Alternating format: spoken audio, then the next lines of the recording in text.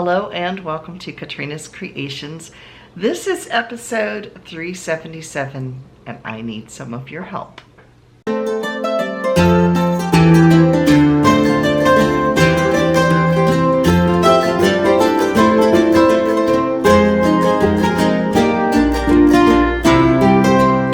So let's get started and I will explain what I need your help with.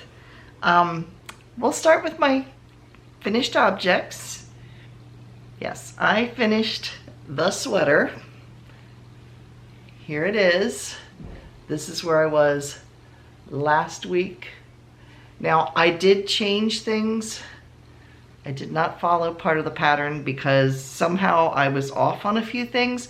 So I kind of did my own version of the short rows because as I was coming up into this section of the pattern, the neckline was still way too big. There was not enough decreases, so I started decreasing. And as a result, I will put it on. You can see what my problem is. So here you can see the sweater. It fits fine in here completely. The sleeves fit well. I have to weave in the ends and I haven't done that yet in case I have to rip any of it out again. But it seems like the sleeves are almost too long, like right in here. Like there should have been more decreases starting all the way around here.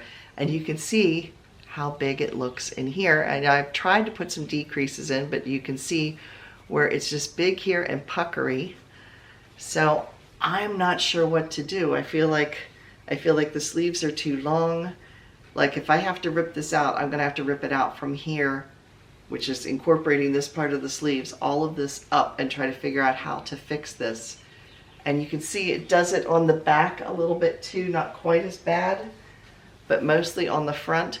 Now I did have a thought, I just don't know if I like the idea, and that would be if I wove in, did a chain stitch drawstring and wove it just underneath the ribbing here, which would draw this kind of in like that.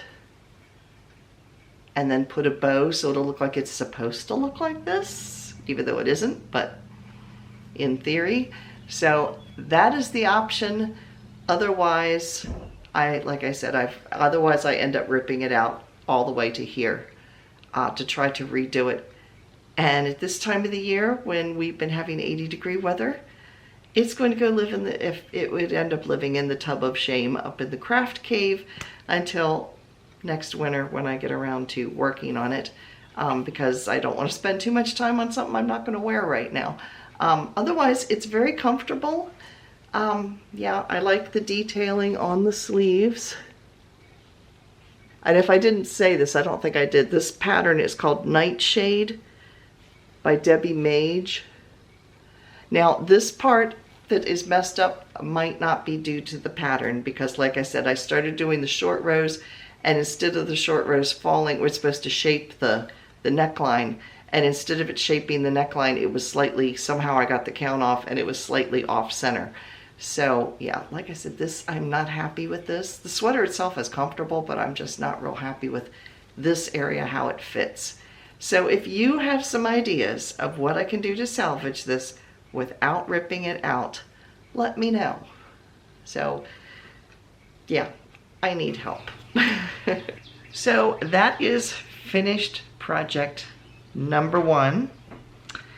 Then I started playing around with the coin purses that I bought. I bought these things. I have 8 of them. The clasps, that's the word I'm looking for, clasps. So they open like this. And I have a couple of little styles. These are my own pattern here. I glanced through a couple of tutorials, but basically just to see how they connected it here.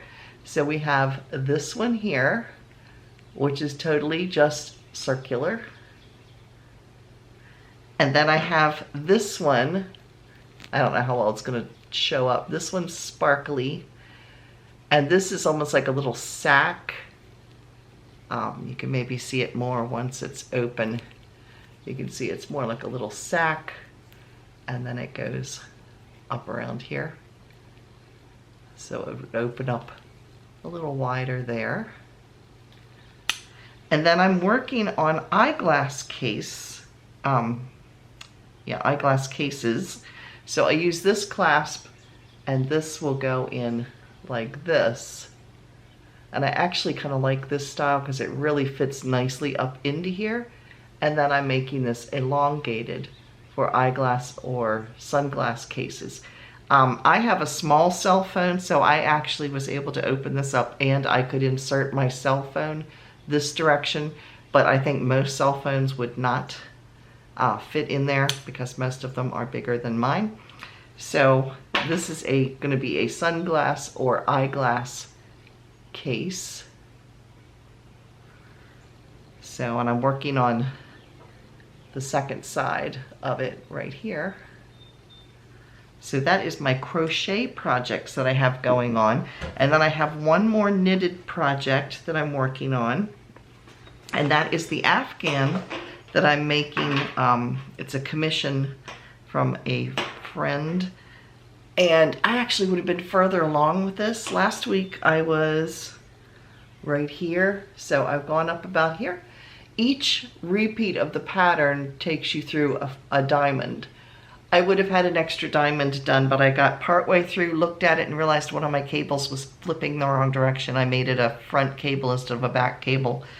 And while most people would maybe not have noticed it, I knew it was there and I couldn't stand it, so I ripped it out and started over. So here's how big the Afghan is so far. It's about 2.5 to 3 feet, well, I'd say about 3 feet wide. And that's how long it is. So I have done 1, 2, 3, 4, 5, 6, 7, about 7.5 repeats of the pattern. It's like a 16-row repeat. So, and then it has these cables, and it was one of the cables on the end here that was twisted the wrong direction that was driving me crazy. So, yeah.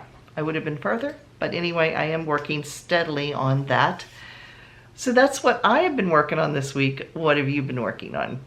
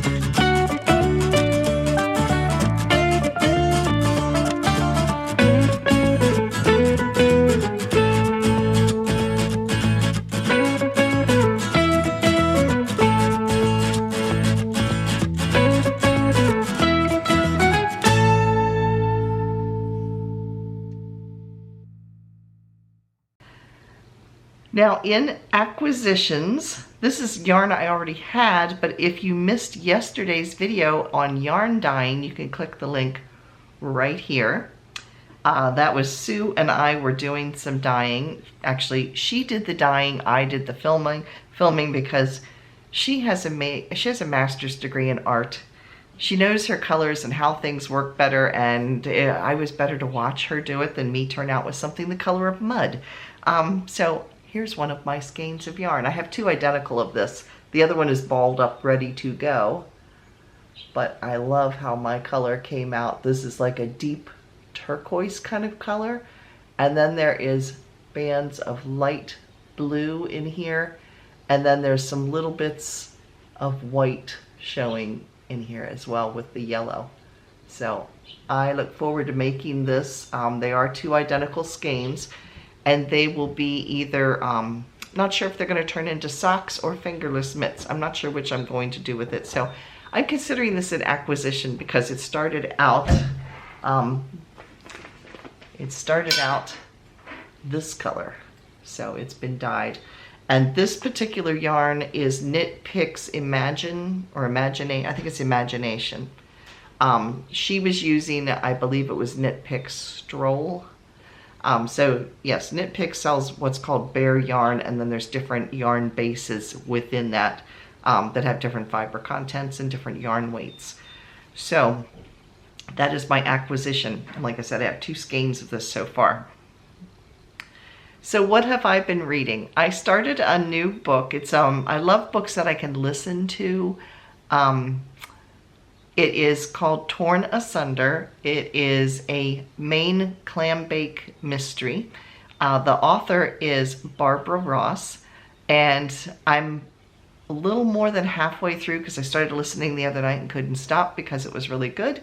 It kind of reminded me of an Agatha Christie Murder on the Orient Express type of theme, where her best friend, the main character's best friend, is getting married on the island up in Busman's Harbor, which is basically Booth Bay, is where it's based on the, I believe it's called Cabbage Island Clam Bake Company.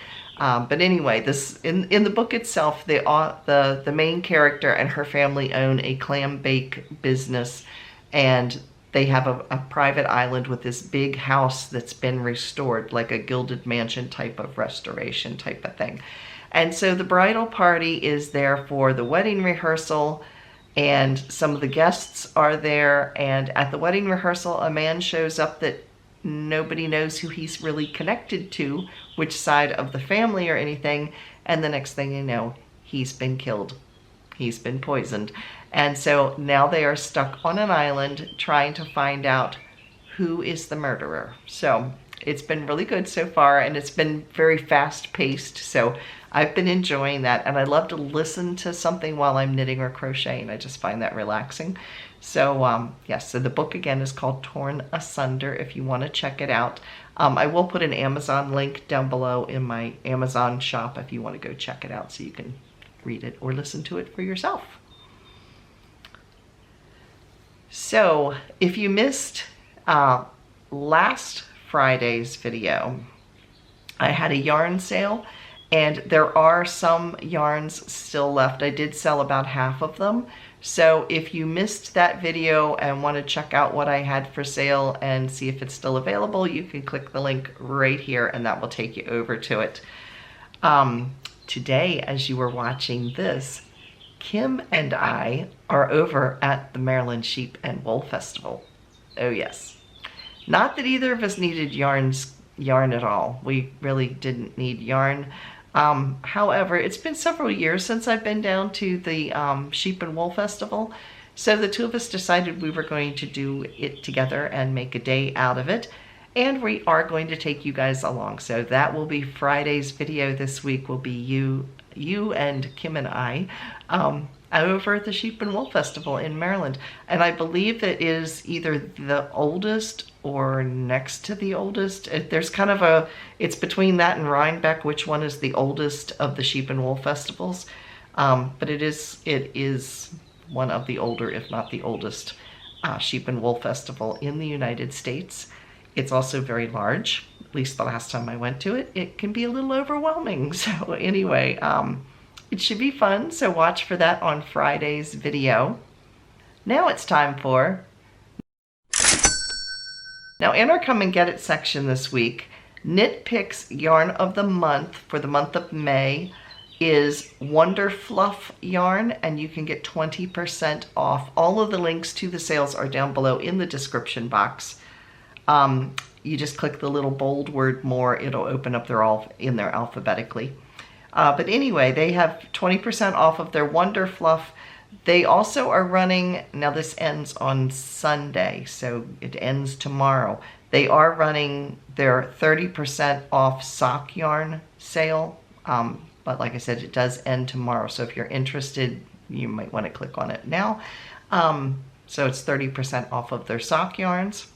Lion Brand is offering 30% off of yarn and kits. You do need to use a coupon code MAYFASH30 in order to get that discount.